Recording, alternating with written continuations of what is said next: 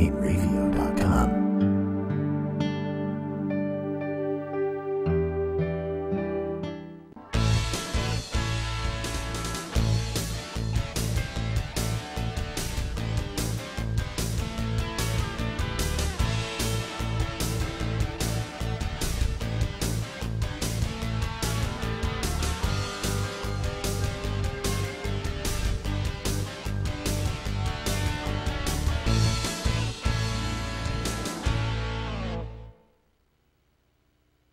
Watching the 505 on Racing Show, live from New York.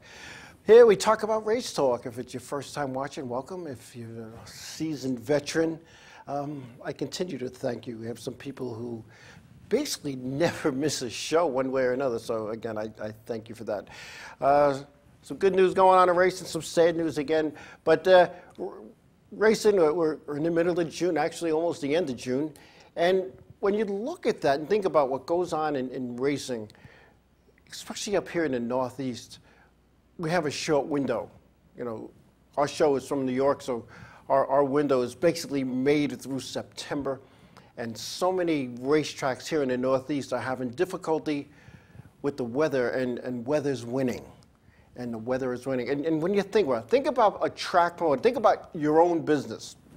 When you only have 20 to 25, 26 opportunities to go sell your product, and like 4 of them get rained out, or 4 days that your business was open, or 25% of your business days of operation are closed. It's tough to make a living. So my hat goes off to those promoters that try to make it happen, do everything they possibly can to get these shows in, even knowing a forecast could keep people home. They still try to get the shows in, and I'll tell you what, that's a big roll of the dice, because your back gate basically pays the purses in a lot of cases. However, sometimes it doesn't, and you need the people in the seats to help pay the bills. And just like any business owner with bills, you have insurance, you have payroll, you have electric bills, you have water bills, more insurance, liability insurance, you know, things of that nature. And there are some people that work there all week long to get the track ready so that it's presentable when you open the gates to go racing. A lot of people think, and Ann Young, owner of the Bronson Speedway down in Archer, Florida, when she was here, she said it the best. She goes, there's more to running a racetrack than showing up in the morning of the race and putting a key, opening the pit gate and say, come on in. There's a lot more that's involved with that. So, you know, I get a kick of not only with social media, but the phone calls and emails and the text messages. You know, it's raining in your town. How's the weather out by the racetrack? No matter where that racetrack may be. How's the weather? Or they call the track. And of course the track's going to say we're running, because you might have a window of opportunity. Then they go out there and they're upset because, you know, it got canceled. Or worse yet, they go out there and it gets, you know, run in inclement weather, and you're upset because they should have canceled it. It's a no-win for race promoters. So I'm going to start this with, you know, my hat's off to all the promoters out there that try to make this happen, who try to make a living running racetracks. And believe me when I tell you, from the officials to the promoters to the owners of the facilities, they never get their due. They never get a pat on the back. They never get a thank you. And people are so quick to be negative, especially on social media. When I call them keyboard cowboys, you know, keyboard muscle, text muscles. You know, but when you see them face to face, they don't have anything to say. And you got to be positive about your racetrack. And I've seen in my lifetime, and so many racetracks close. So many racetracks close. 2 right in my neighborhood, you know, here in Long Island, you know, the Freeport Municipal Stadium and Isis Speedway, you know, both closing within a couple of years of each other. And as you can see, no new places, no racetracks are being built on Long Island. Not at this time. Hopefully down the road, something to break. But once a racetrack is closed, it's closed. You know, because I'll tell you what, the local people in the towns and the municipalities, a racetrack closed, they cannot wait to get the bulldozer in there and tear it up before anybody could change their mind. And like I said, once it's gone, it's gone. And I'm in the middle of writing a book about a view from pit road, and it starts out that an old timer shows up at a racetrack that's been closed for years, and how part of it was demolished already and part of it was still standing. There were remnants of the old racetrack, and how he walked down pit road and the weeds are growing through the cracks, and how the wall, the paint is peeling, but you could still see some of the logos on the concrete, and you could still see part of the corners and the straightaways, and how this character just went back to his first time at that freshly painted, beautiful facility some 40, 50 years ago. And it's a tough deal. It's a tough deal. And like I said, I remember when Freeport closed, and I wasn't a big Freeport Municipal Stadium, fan. I went on occasion, but Ice Speedway, I spent a lot of time there, a lot of money there, met a lot of good people there. Still talk to some of those people today, and we have some fun with that. In fact, I went back and forth in messages, in a message on the computer with a guy who back in 1980 or 81. Let me take his car out in warm-ups, and it was probably one of the first real race cars I ever drove, power-wise. I had one. It was a little old, a little tired, had a tired motor, and this is the first one that had some power. And we were talking about that, and it was so long ago, yet we talked about it like it happened last weekend. So anyway, thank you, promoters. A lot of the promoters you'll see around the facility, walking on the midway, walking around the stands. If you see the owner or the promoter or the track operator, or anybody that has anything to do with the running of the speedway, even some of the head officials, say hello. Say hello, say thank you. I'm telling you, it's going to go a long way. It's going to go a long way, because all they get hit with is the complaints, and that's all they get hit with.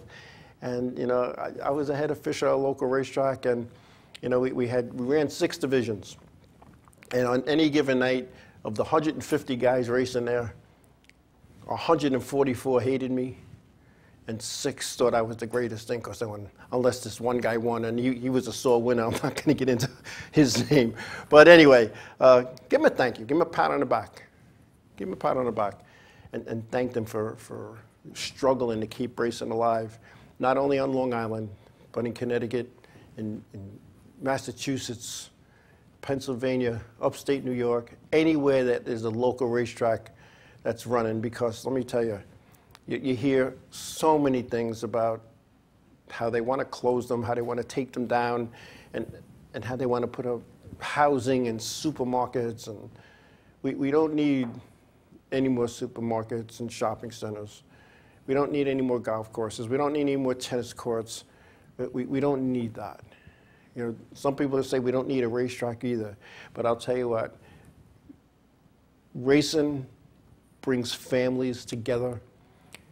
And let's not even get into the money that race tracks bring to the local economy, with weekly part-time jobs, people buying stuff at the local stores, the tax revenues for one night a week, 5 months out of the year. It's not a bad deal. Anyway, Monster Energy NASCAR Cup Series was in Sonoma, California for the road course. And I'll tell you, it was, if you like watching road course racing on TV, God bless you, because it's a race, trust me. I've worked road courses, I've watched road course races, and basically you're seeing what's going on in front of you. But anyway, we got results out of Sonoma, California. We got Martin Truex Jr., the winner there, followed by Kevin Harvick. Clint Boyer was 3rd. Chase Elliott was 4th. Kyle Busch, 5th, beat out his brother Kurt Busch, who finished 6th.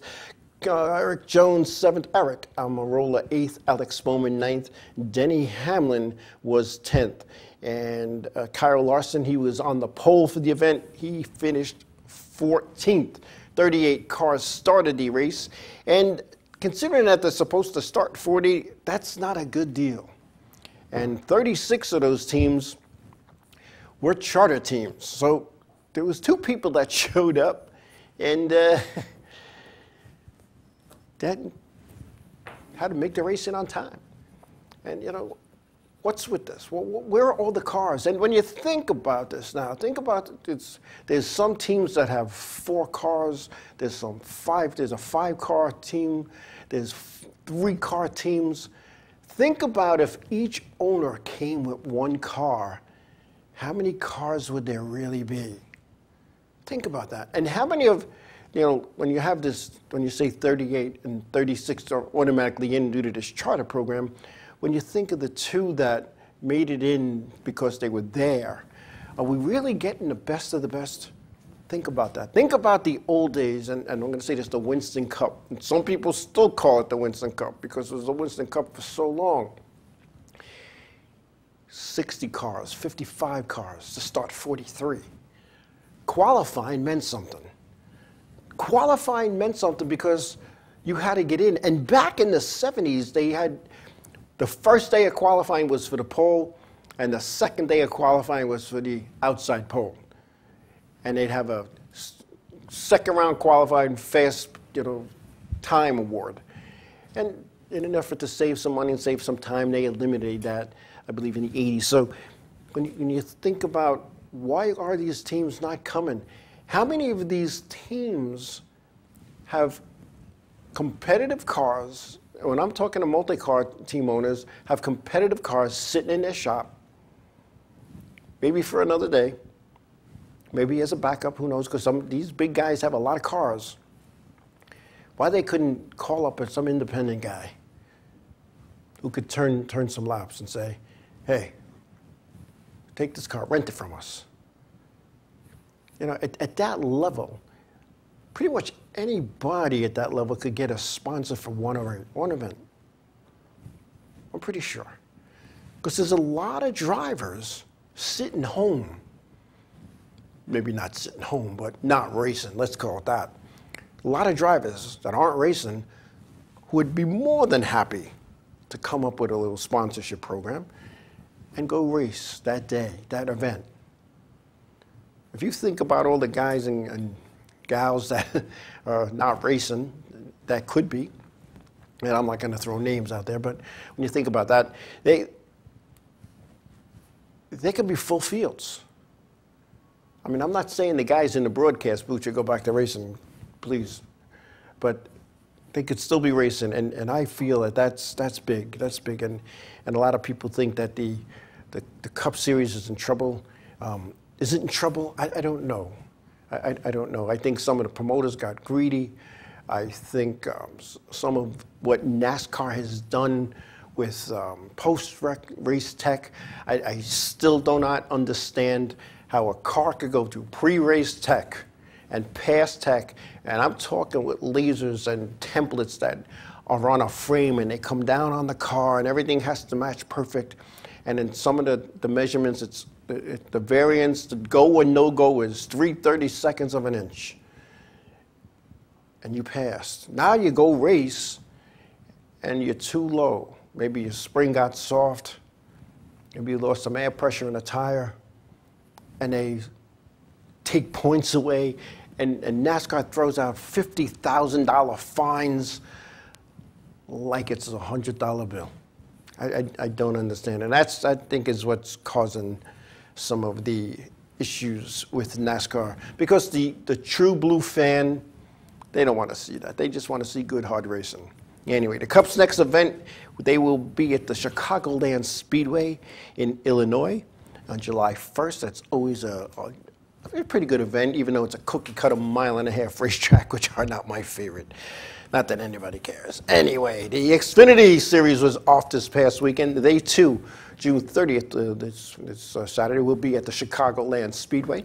And so I'm sure you'll see some of the Cup guys hopping into Xfinity cars. Back when it was the Busch Series, we called them Bushwhackers.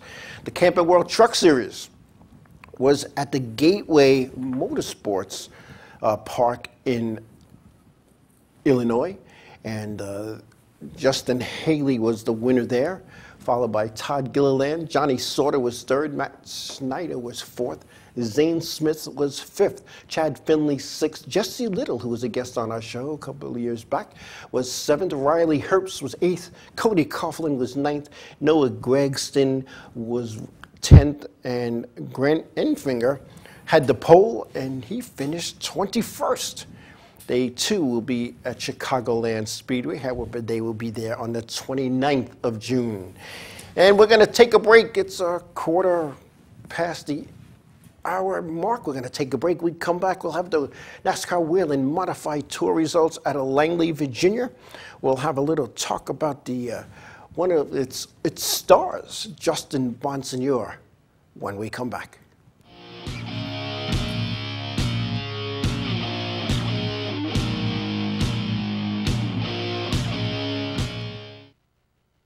Hey, what's up? Oh, I was going to say what's up for some reason. Hey, we're Set It Up, and you're watching the Inravio TV network.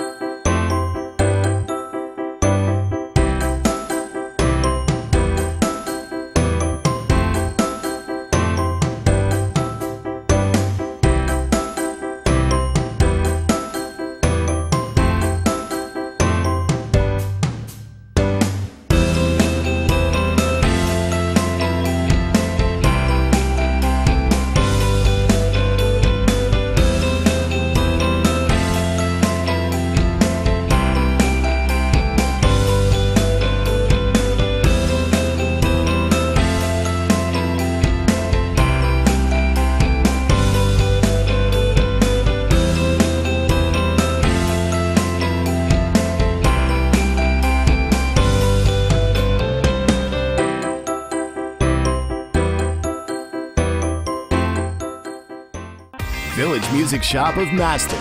1-800-HEY-DUDE, your full-service store with personalized attention, school band instrument rentals and sales, music instruction on all instruments for all styles and age groups, for guitars, drums, amplifiers, PA systems, and accessories. It's Village Music Shop, 1495 Montauk Highway in Mastic. Call 1-800-HEY-DUDE or go to villagemusicshop.com. Hi there, this is Buddy from Less Than Jake, and you are listening to Inravio TV. You're probably watching it too. The world of advertising has changed. Radio, TV, and newspaper revenues have declined drastically. Why? Because businesses have realized that advertising return on investment isn't what it used to be. So what can we do about it? Well, that's easy. Advertise online. Own a local restaurant, real estate agency, or even a national retail chain? Whatever your business, Inravio can get your message out there, and we can do it at a fraction of the cost. Call today and see the difference for yourself. This isn't TV. This isn't radio. This is Inravio.com.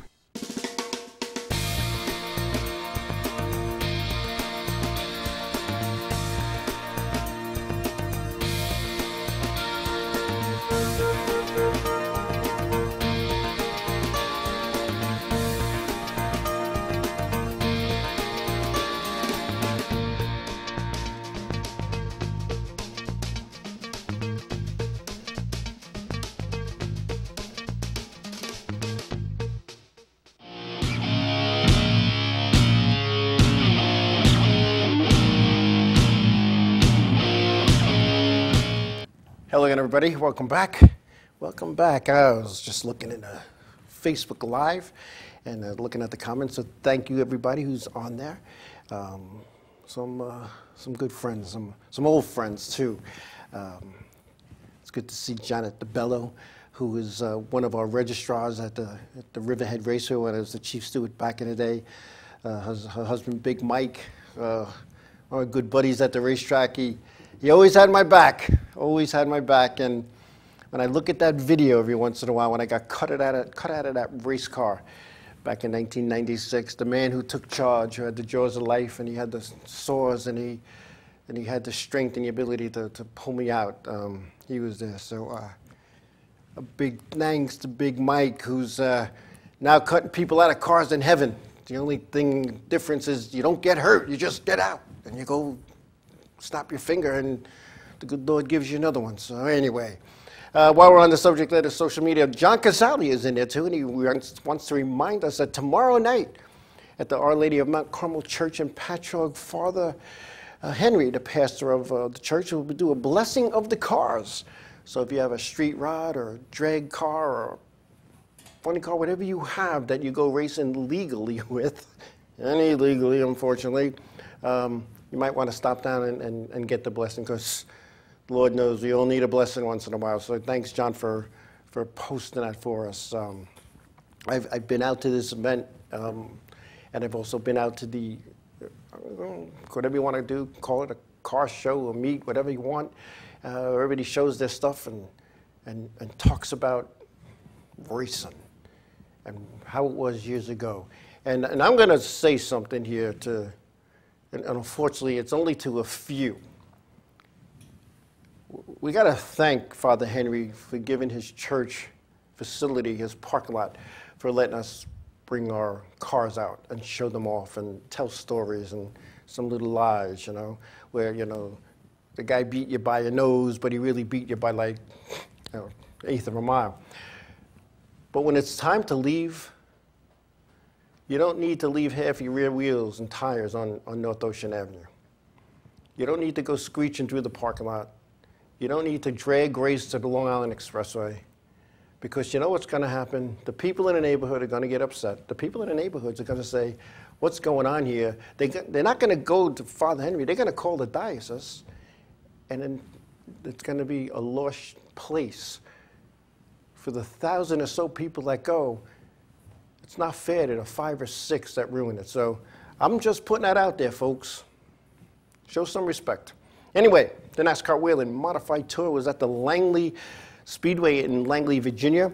And Ryan Preece was the winner there from the pole in a car owned by Riverhead Raceway owners Eddie and Connie Partridge. And Justin Bonsignor, we're going to talk about him in a little bit, was second. Matty Hirschman was third. Timmy Solomita was fourth. Eric Goodale fifth, followed by Chase Dowling in sixth. Ronnie Williams in seventh. Rowan Pennick was eighth. Chris Pasturak was ninth. And Blake Barnsley rounded out the top 10. The next event for the NASCAR Whelen Modified Tour will be on Long Island at the Riverhead Raceway, 200 laps on the high-banked quarter mile, and it'll be July 7th. The points look like this in the NASCAR Whelen Modified Tour. We have Justin Bonsignor as the point leader, followed by Chase Dowling. Timmy Solomino is third. Craig Lutz is fourth. Robbie Summers is fifth. Rowan Pennick sixth, followed by Ryan Preece seventh. Doug Colby eighth. Chris Pasturak ninth, and Ronnie Williams rounding out the top 10. Justin Bonsignor, the guy is setting the Whelen Modified Tour on fire. They've had 6 events, and he's won 3 and just finished second in another one. This kid is the real thing. I can remember when Justin started in go-karts, and not even when he started. I think he had already raced a couple of years, because he was only like 7, and he only had a couple of champions under his belt. And Justin is the type of guy, he's friendly, he's articulate, he's good-looking, and he knows how to get it done. He's not one of those guys that when the race is over and he didn't have such a good day, which is rare, he's not one of those guys that starts blaming people. His car owner will not allow it. Kenny Massa and his sponsor, M3 Technology, they don't do that stuff. And I saw them one Tuesday night walking around the car show when the Thompson Motorsports Park race was Wednesday. I said, shouldn't you guys be getting ready for a race? And I said it jokingly, and they said, no, because of a weather forecast, they moved it to Thursday, and everybody kind of laughed, and they're ready. They show up ready. It drives me nuts, and I'm going to say this, because there's not a lot that drives me nuts, although people in my circle might say different. It drives me nuts to see a car come off the trailer, and they're working on it. Shouldn't you have done that at the shop? I'm thinking, there's nothing you should be doing at the racetrack other than getting ready for pre-race tech or pre-practice techs. That's all you should be doing. Getting your wheels, getting your tires, maybe check your stagger and whatnot. Maybe something got bumped in the trailer, loading it on, whatever the case might be. But these guys come ready. and they're professionally ready. Their appearance is professional. And Justin Bonsignore, I know his parents, I know his uncles, I know them a long time. My girls raced in the go-karts with them. Justin's dad, Tom, was always a big help to me and my family when it came to racing. And you know what? I'm going to change that. When it came to anything. And Justin, you know, when we did that show way back, wow, it's almost 20 years ago, when we did the Speed Racing Radio show on part of the PRN network. And Justin was just a little kid, came on the show, and was articulate. He had a piece of paper, and he read all the sponsors, and you know, and all the people that helped him. And I was impressed by that. And he's the same way. And when he goes to the autograph sessions, he's the same. Even though he's a grown man, he still has that little boy outward appearance, which these young kids today can relate to. Hey, if Justin Bonsignore can race, so could I. And you know, he's not a big muscle-bound guy, but he gets the job done. And my hat's off to Justin. And I'm you know, I don't say this often, but I'm proud of the guy. I'm proud to say I know him. And you know, and I've said this before, and I'll say it again. When the NASCAR Wheel and Modified Tour, back 5, 10, 15 years ago, Long Island people, not that they weren't welcome there, they were called the Wrong Island people, because the group of people who kind of ran the series thought if you were from Long Island, it's Wrong Island. And we had the likes of the late Tom Baldwin, who was very outspoken, a little rough. He'd help anybody. Joe Bertuccio, in a car owned by his dad, who now Ronnie Williams drives, and who finished 10th or his 10th in the points. You know,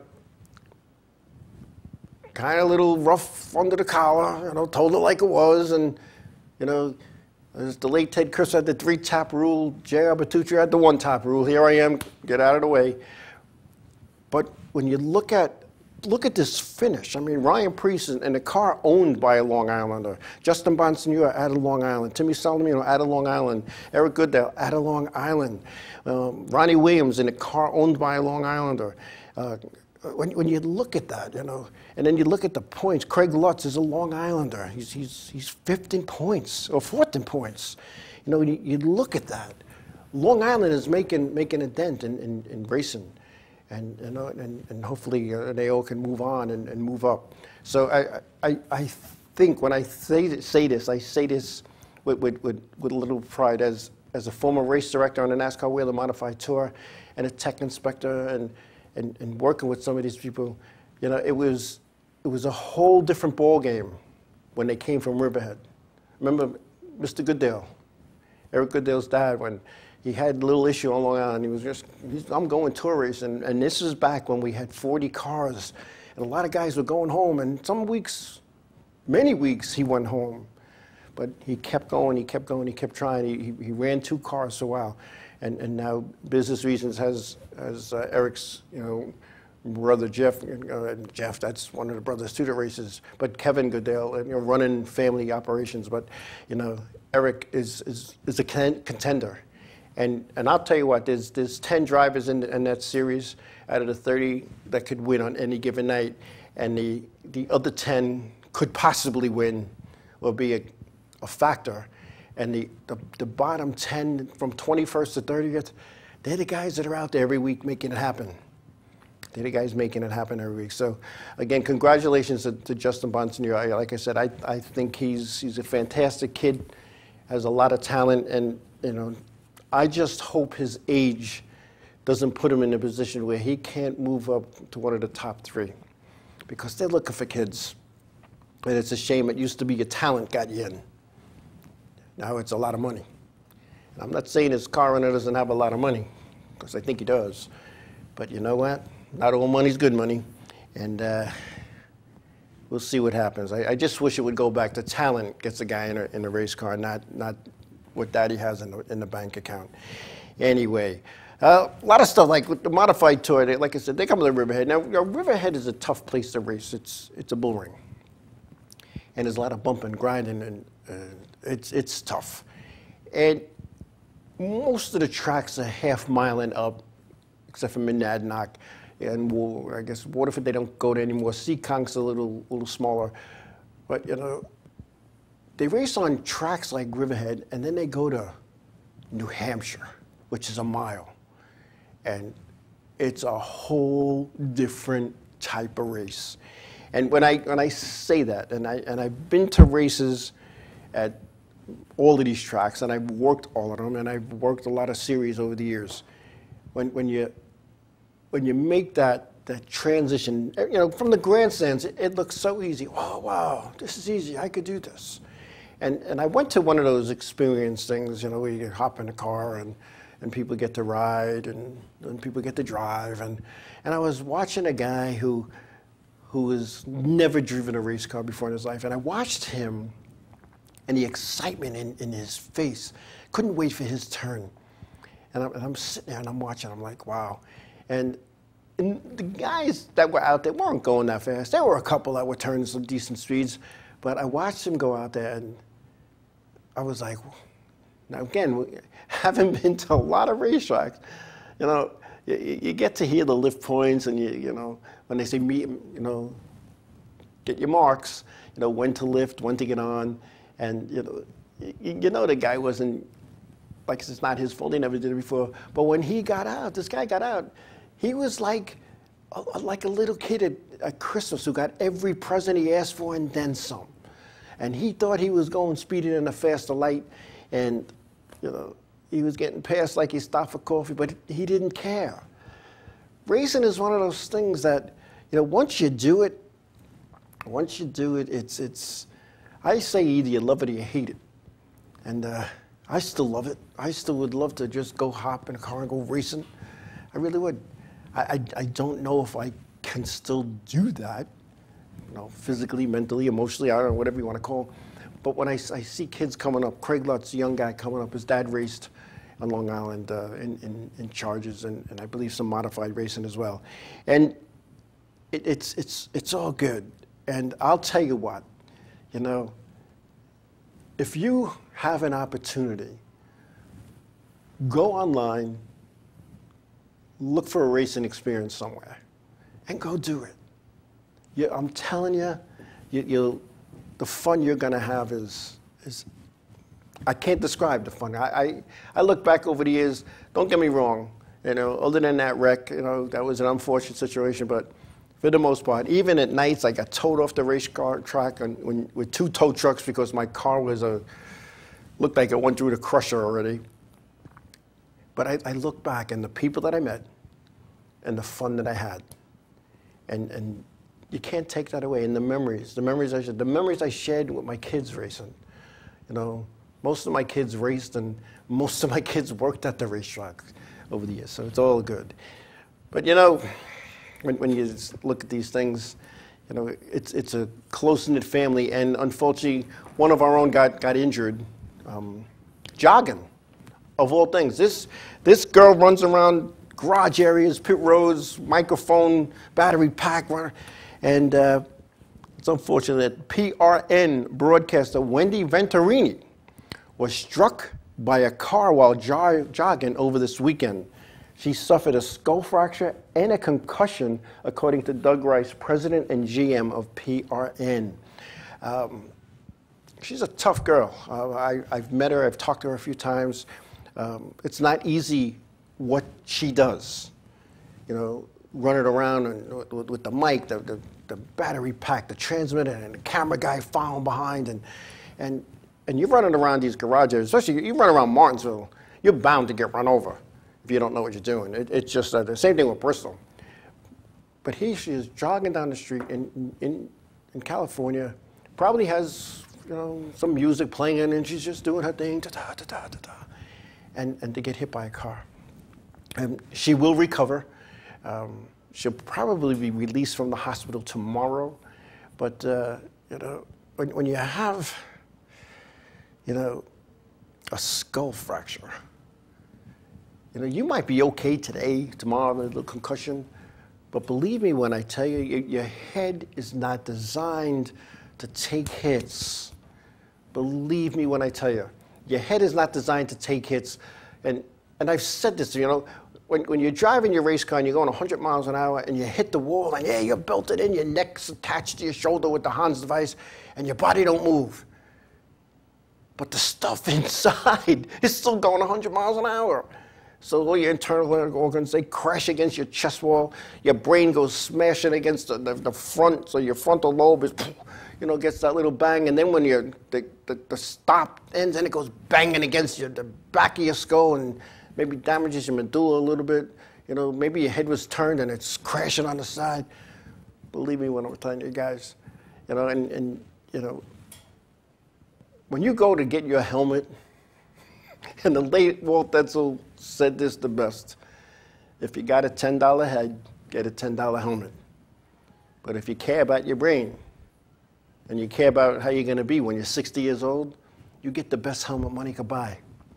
And if you can't afford the best helmet money can buy, don't go racing. Sit out a few more months if that's what it takes, and then get the best helmet money can buy. When it comes to safety, don't chintz. Now, I don't know what safety you could have when you're jogging down the street because, you know, you're jogging either in a path or on the shoulder of a road.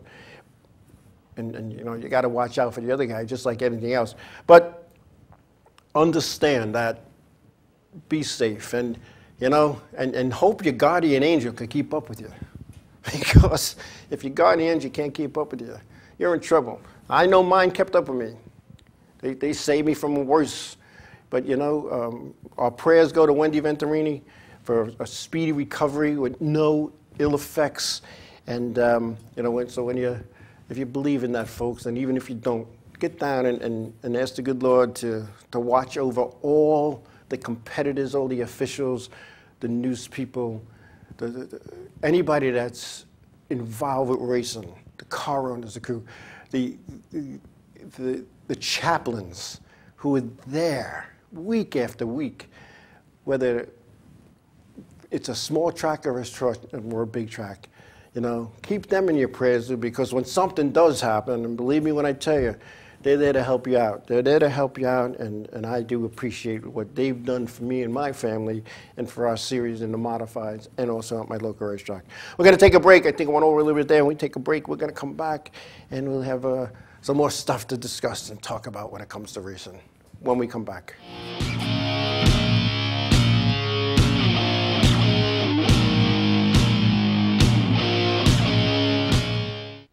Hi, I'm Remington. I'm Emerson. And I'm Sebastian. We're Palais Royale, and you're watching Inravio TV. There we go. The world of advertising has changed. Radio, TV, and newspaper revenues have declined drastically. Why? Because businesses have realized that advertising return on investment isn't what it used to be. So what can we do about it? Well, that's easy. Advertise online. Own a local restaurant, real estate agency, or even a national retail chain? Whatever your business, Inravio can get your message out there, and we can do it at a fraction of the cost. Call today and see the difference for yourself. This isn't TV. This isn't radio. This is Inravio.com. Hey, this is Chris West Jake, and if Inravio.com spots you at an event wearing this bracelet, they will give you $100. Village Music Shop of Mastic.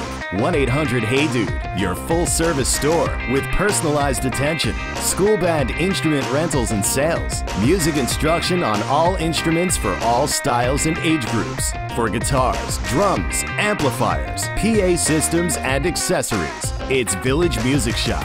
1495 Montauk Highway in Mastic. Call 1-800-HEY-DUDE or go to villagemusicshop.com.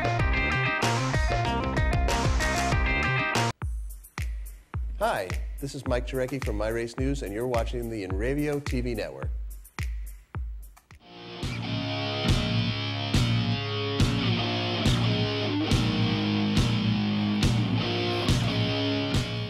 Welcome back, everybody. Welcome back. I just talked about that safety thing, and unfortunately, all the safety in the world didn't help this competitor. 5-time Lucas Oil American Sprint Car Series champ Jason Johnson died of injuries suffered in a crash during Friday night's World of Outlaw events at the Beaver Dam Raceway in Wisconsin. Johnson was a 12-time World of Outlaws winner, and he would have turned 42 on July 7th of this year. Jason Johnson was a tough competitor, very tough competitor. In fact, in this incident, he was battling for the win in a race that paid $150,000 to the winner. Now, I've never been in that opportunity, and I look back and any races I was battling to win was usually a B main or a heat race that only had a handful of cars. So I could only imagine what it's like to be beaten and banging side by side, wheel to wheel, hub to hub, tire smoke rubbing to win that $150,000 payday. And I bet if he had the opportunity to come back and do it all over again, you would. Because you would too if you were a race car driver going for that kind of money. Because there's something about strapping into a race car that you feel indestructible. You're indestructible. It's not going to happen to me. I could do this. It's going to happen to the other guy, God forbid. And when stuff like this happens in our sport, and I call it our sport because this is what we do. And as I said to somebody once when I was laying there in all discomfort, my body mangled, I'm trying to count my toes to make sure I have 10 still, 2 feet, 2 legs, trying to move to make sure I'm not paralyzed. I looked at my family and my mom and dad and my wife at the time. They're looking at me and I'm like, this is the business we chose. This is what we do. And yeah, you can get hurt. You can get hurt bad. You could get hurt permanent, or you could lose your life doing what you love. How many of us get to say every day when they've gone through the day and at the end of the day and say, doggone it, I did what I love today? Not many of us. Yeah, some days we could say that, but who could say it all the time? Jason Johnson, he would be missed in not only in the World of Outlaws series, he would be missed as a racer. And I'm pretty sure there's a dirt track up in heaven. Dirt's probably white because heaven is just so pristine. But you know, there's a lot of guys up there racing. And like I said earlier, when you get hurt in a race car up in heaven, it don't hurt. It doesn't hurt. They pull you out, snap a finger. It's like on your video games on the TV. You press the reset button, get another one. And there they race every day. And they never get rained out. And nobody gets hurt. Rest in peace, Jason Johnson. You turned a lot of heads in your racing career. And you're one of those guys that showed them how to do it. My prayers and from all of us here at Ultimate Media and the Inravio TV network and the 505 on Racing Show send our prayers out to Jason Johnson and his family. Anyway, some more stupidity in the racing world. Scott Bloomquist, everybody's heard of Scott. World of Outlaws late model driver. One of the best in the business. A lot of wins, some of them controversial, but he was one of the best in the business. In most racing sanctioning bodies, they have what they call blood tests. Random. There might be one guy, might be two, might be all of them. You never know. But when you get the tap on the shoulder that, hey, you need to come inside, here's a cup, make it happen, you just do it. And they kept telling him, and they kept telling him, and he kept telling him. And then they told him he had till 11 p.m. that night to come in and take the test. Scott Bloomquist decided not to. So what does that mean, folks? To me, it means you know you're dirty. You know you did something that day, the night before, a couple of days ago, something's still in your system. And you're trying to do whatever you can do to make it kind of disappear, because everybody thinks, oh, if I take this, I'll take this little cocktail, it'll dissipate. Well, he failed to appear by the allotted time, and director of the World of Outlaws series, Tom Geary, DQ'd Bloomquist for the night's event and suspended him 90 days. 90 days, and fined him $1,000. And he cannot come back to racing unless two things happen, at least in the World of Outlaws.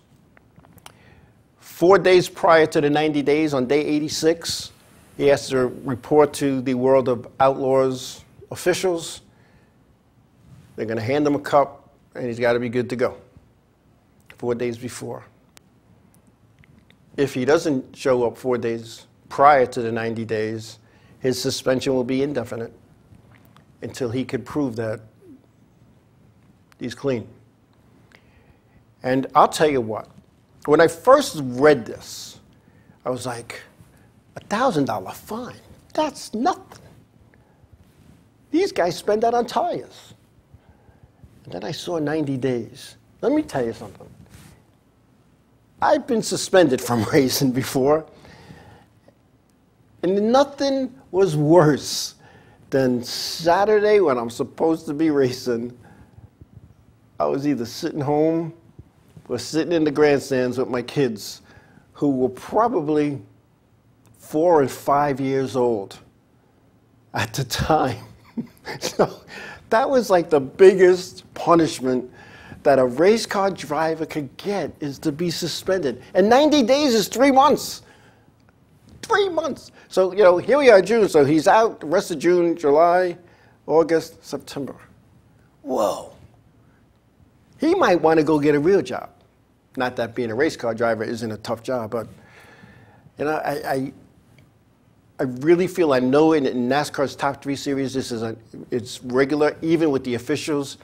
I feel that in NASCAR Weekly All-American Series, that it should also be something that's tested as well. Because I'll tell you what, I would not want to be racing side by side with somebody who's under the influence. I would not. You're going at sometimes at speeds that are just uncontrollable. You're on the edge going into every corner, and when you have somebody who's under the influence and who's thinking they're Superman, somebody's going to get hurt. Not could get hurt. Somebody's going to get hurt. And I know in my days, and not on the tour so much, although I did see some of it in the K&N series and testing, even of officials, I lied to a competitor at my local racetrack when I was the head guy, and I had a test tube and some drops from my pool, and you check your chlorine and your pH and stuff in clear bottles. And I got the guy in, and I says, "You smoking, you're drinking, you're popping, what are you doing? You shooting?" "No, I'm good, I'm good." And I took the test tube out, had a little stopper on it. Took the test tube out, put it on my desk, and I put the 3 things. I said, "I need a sample, and these little bottles here I got to drop in, and it's going to tell me what you're on." And he looked at me, and he said, "I can't do that." I said, "Why not?" He goes, "I don't have to go." I said, "Well, I'll tell you what." I said, "I know beer makes me go, so why don't you have a couple of beers? I won't hold it against you. I'll let you run, and you know, and you'll have to go." "Oh, I don't drink beer." "Oh, what do you drink?" "Oh, I drink whiskey." "Oh, whiskey's not going to make you want to go, so I guess you're going to have to drink water." "I don't like water." I said, "I don't like the way you look, and you need to go." And as hard as that was for me to do, I felt better at the end of the night, because I know that his inability to make sound judgment decisions could have hurt somebody. And when you've been hurt in a race car, you don't want to see somebody else get hurt in a race car. And I have discussions with people about going racing, and I'd love to go back racing, and people tell me I'm nuts and crazy.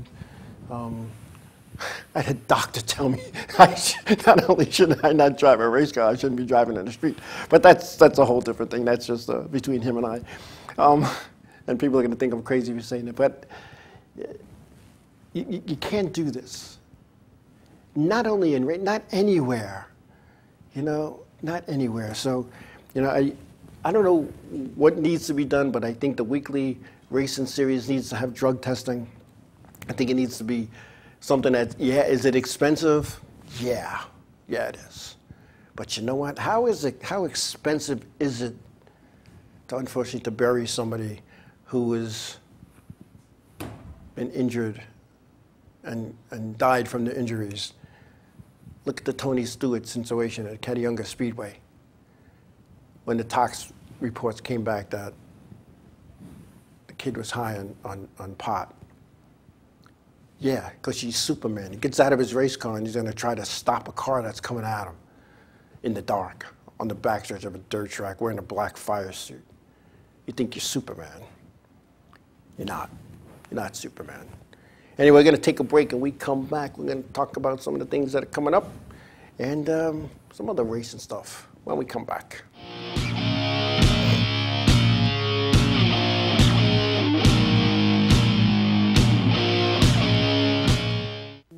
Hey guys, this is Jibs from Ocean's 8, Alaska, and you're watching Inravio TV Network. Hey, I'm Raoul Panther. And I'm Commander B. Hawkins. And I'm Rush Weller. We're some of the Proto-Men. If we see you without this bracelet, you get punched in the But if you have this bracelet from Inravio.com, you can win $100. Put one of these on, or else.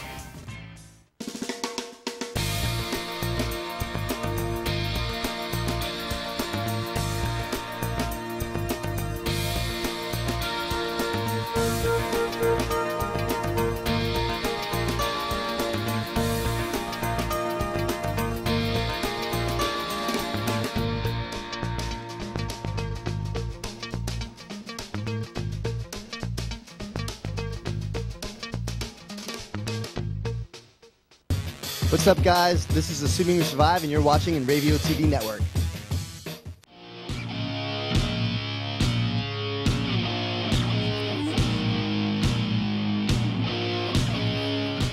Hello, welcome back, everybody. Welcome back.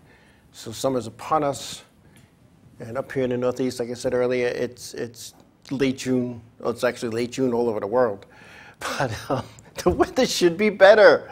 It should be so much better. It's not, and it's hurting racing. It really is. And you know, and I get a kick out of when I look at something. You know, is it going to be a makeup? Okay, I don't. Is it going to be a makeup? Why would somebody on social media know that? Why would they not call the track during the week? Or the next day, hey, that 50 lapper that was last scheduled and rained out, you know, is it going to be made up? Sometimes you can't do that, especially if it's a special show, because these groups, they go from track to track to track. They go from track to track, and hey, it's good to see my almost crew chief Silverback back on watching us. Welcome, Silverback, and welcome to. There's a bunch of people, man. I'll tell you what, I love all you guys and gals that tune in. You guys sometimes, I shouldn't say sometimes. You guys give me a reason to come here every Monday because it's funny, and maybe it's not funny when there is no show for whatever reason. You know, I might be on vacation in Acapulco, or you know, up in the plane flying around, just relaxing, whatever I might be doing on a Monday, sleeping because I'm tired because I did a lot of stuff.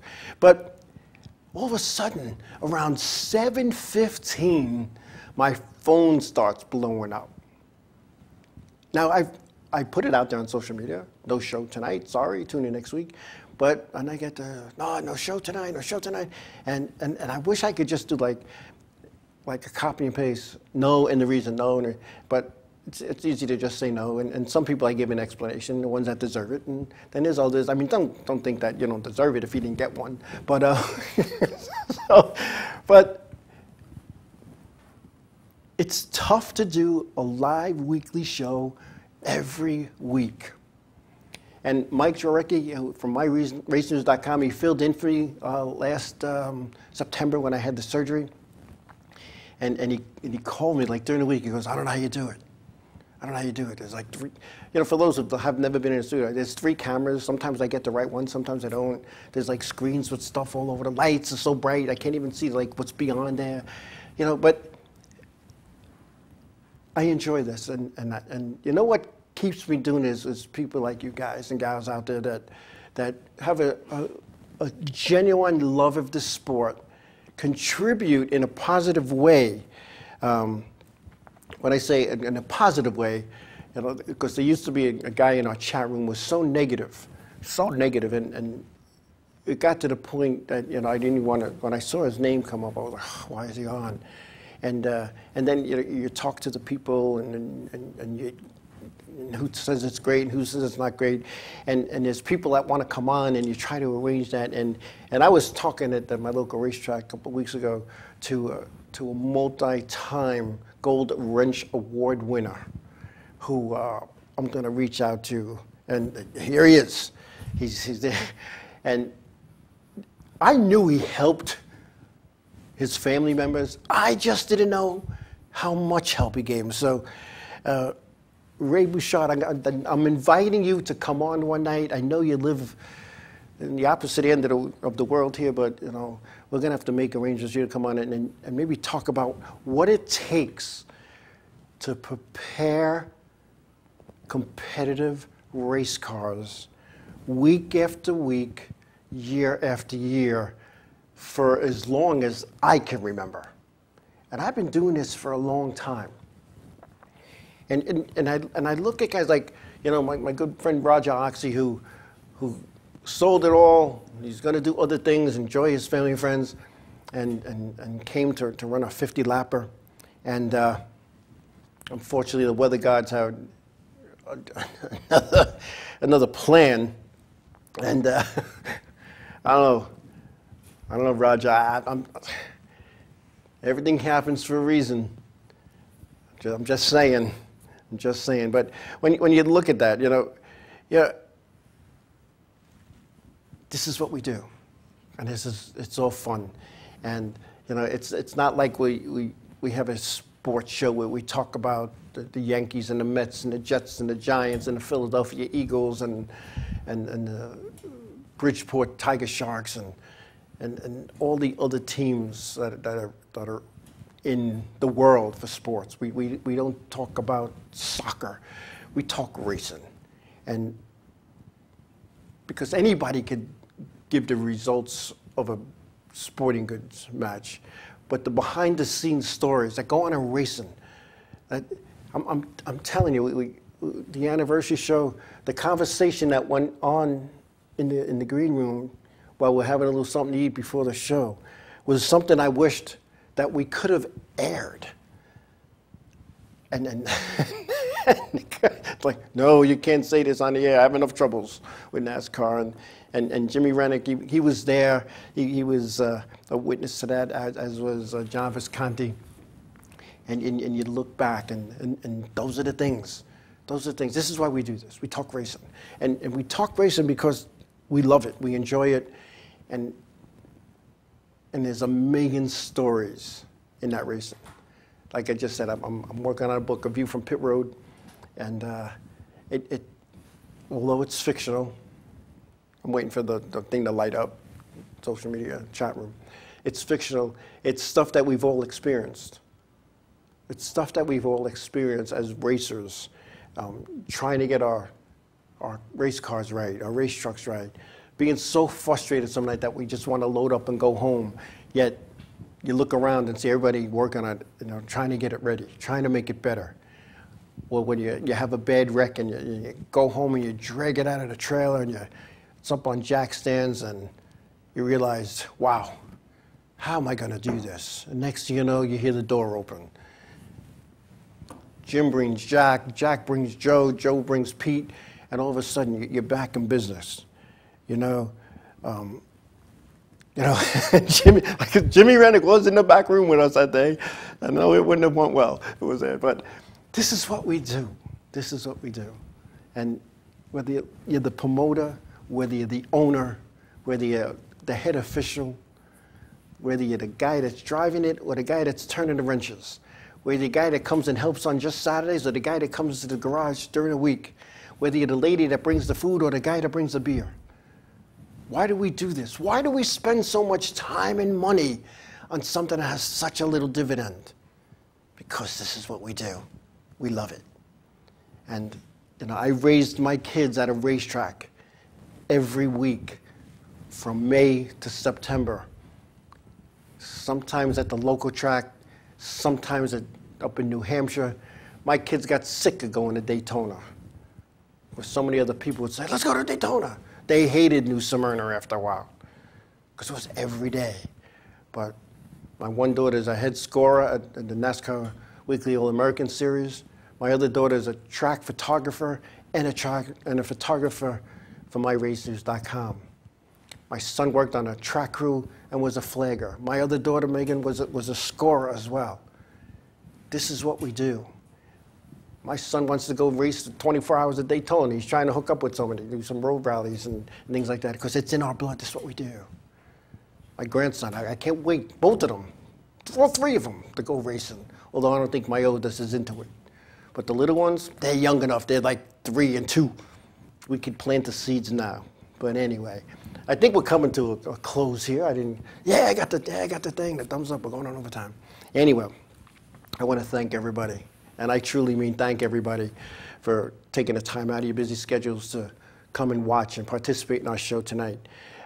It means a lot, and it means a lot. And some of you folks that were on social media tonight and in the chat rooms, I consider you close personal friends, and we've always been there for each other, the good, bad, and the indifferent. But I appreciate all you guys do, not only for myself, but for InRadio TV Network and the 505 on Racing Show. So wherever your endeavors will bring you this weekend, please be safe, please be careful. Tell somebody you love them, give them a hug. God bless you all, and we will see you next week. Thanks, everybody.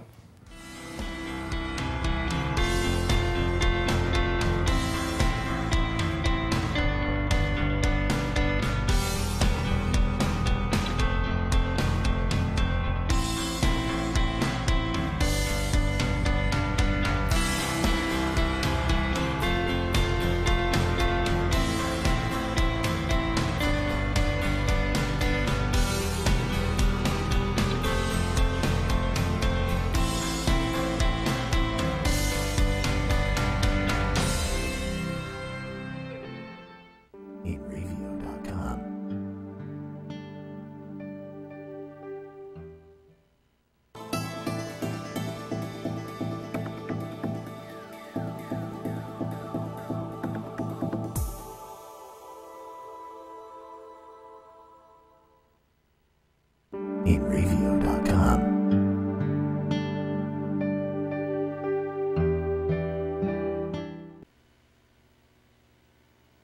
Inravio.com.